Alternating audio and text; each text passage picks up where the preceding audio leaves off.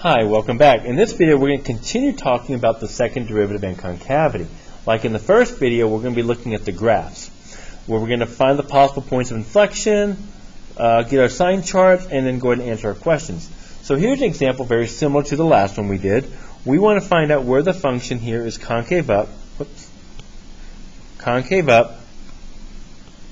down, and any points of inflection. Notice again, they're giving us the graph of the second derivative right here. And so to find the possible points of inflection, we want to find out where the second derivative is 0 or d and e. But remember, we're given the graph.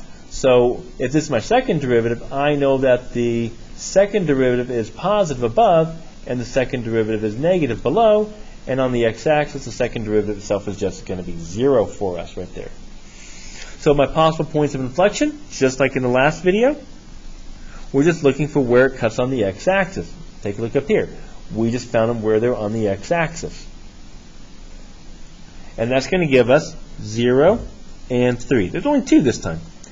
Doing your sign charts, the second derivative, and how does it make my function look? You do want to list those out. It helps out a lot, especially later on when we get the particle motion. So if we look over here, my critical numbers are 0 and 3. We're not given any restrictions, so let's just assume infinity again. Before 0, we're above the x-axis, so that's telling us we're concave up again. Between 0 and 3, we're also above the x-axis, so positive. The sign is positive. Remember, we only want the sign here. Concave up is positive.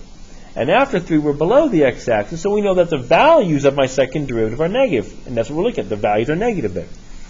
And I can write this. F is concave up on the domain negative infinity. It's going to be negative infinity for us to 0, or from 0 to 3, and that is because the second derivative is positive, just like we did for sign charts. Now, we can say that f is also, the function is concave down. Remember, don't say the function, don't say it. Concave down on the domain 3 to infinity. And that is because the second derivative is less than 0. And notice, there's only one spot where the second derivative changes. And that is at 3 itself. So that's my POI. There is my point of inflection. So I can say that f has a POI, point of inflection, at x equals 3, because we should say that the second derivative is 0 and changes signs. I should write out the word and. But you definitely want to have that change signs there. Very easy to do. All right, so let's take a look at a hard one. Now for this one, notice, we still want to find out concavity, which is our second derivative. But notice they only gave us the first derivative. So we got to think about the relationship between the two. So what's the relationship between the second derivative and the first derivative? Well, it's easy. We can say that the slope of the first derivative, the slope of the first derivative is the second derivative. And that's a very important note for us. I only have to look at the slopes. So when I want to find my possible points of inflection, all I really need to do is to look at these, to find out where the second derivative is equal to 0 or d and e. I am now just going to look at the slopes of the first derivative. Where are the slopes going to be 0 or d and e? And that's easy. Take a look. Here's my slope, negative, positive. There my slope is 0. So it's going to be right here. Here, the slope, the second derivative is 0, and that is because the slope of my derivative, this is my derivative graph, is 0. Also here, the second derivative is 0, and down here, also the second derivative is 0. So our possible points of inflection are going to be x equals negative 2, 1, and 3. Now be careful, 1 is also a critical number. Don't confuse the two. These are different. Doing your sign chart, the second derivative, plug them in. Negative 2, 1, 3. Remember, I'm only looking at the slopes of my derivative function. So before -2, what can we say about the slope? It's going down. It's going down. So it's negative. So I know that my concavity is negative, so it's going to be opening down. Sorry, my second derivative is negative, so it's concave down. After 0, notice it's a positive slope. It's going up. So here we're going down. There my slope is going up. So that's telling me that the slope of my derivative is positive, which means that this has to be concave up. Remember, the slope is increasing, and that tells us, remember, if we go way back here, if we say the slope is increasing, we already said that that's concave up. Finally get to use that definition. Between 1 and 3, the slope is decreasing. It's going down. So we say it's negative, so it's going to be concave down. And after 3, the slope is positive. It's increasing. The slope is increasing. So here we say that the slope is increasing. So it's concave up. So now I can answer my question. F is concave up on the domains -2 to 1 or 3 to infinity, and that is because the derivative is positive. F is concave down on -infinity to -2 or from 1 to 3, and that is because the derivative is less than 0. Now, are there any places where the concavity is changing? So I look for that. Yep.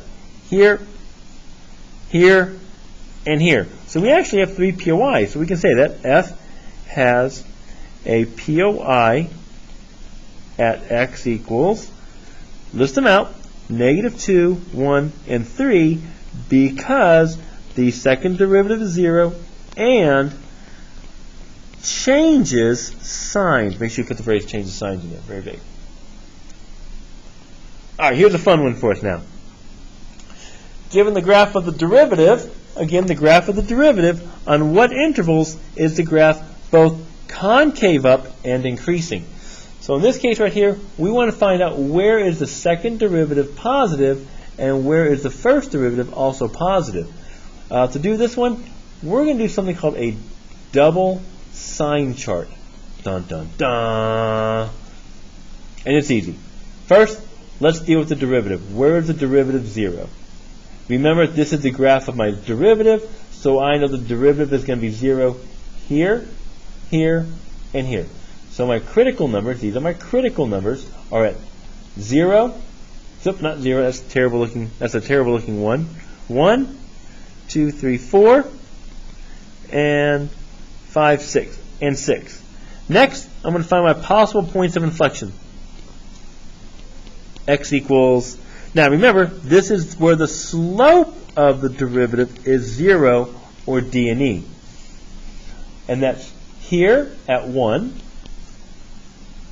here at 3, here at 5, and 8, maybe not. That's an endpoint anyways.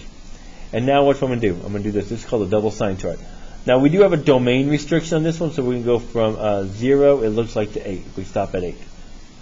On top, I'm going to put my derivative. 1, 4, and 6. On bottom, I'm going to put my second derivative. Now for this one, we only want the signs, positive or negative. For this one, we're going to be looking at the slopes. So my PPOIs are at 1, 3, put them right into place, 5, and that's it. So now I'm going to take a look here. For the derivative, we are above the x-axis, so it's positive. Positive. Between 4 and 6, we go to negative.